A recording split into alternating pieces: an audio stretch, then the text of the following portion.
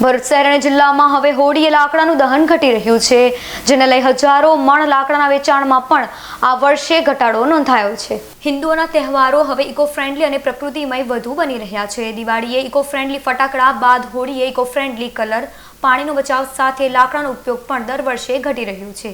ગામ સોસાયટી વચ્ચે સામૂહિક એક જ હોળી, પ્રાકૃતિક વૈદિક હોળીના પાછલા 5 વર્ષમાં વધતા ચલણને લઈ વૃક્ષો તેમજ પર્યાવરણનું જતન થઈ રહ્યું છે.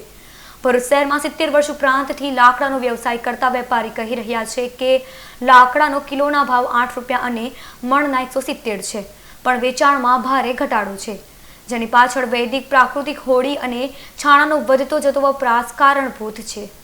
સોનેરી મહેલ લાકડા કોલસાનો ધંધો કરીએ છીએ છેલ્લા 40 વર્ષથી.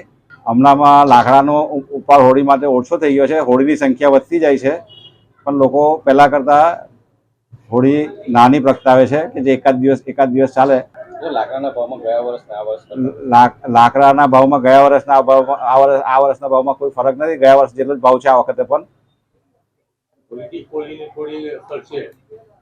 વૈદિક હોળીમાં લોકો ગયા છે, એની અસર પણ ઘણી છે.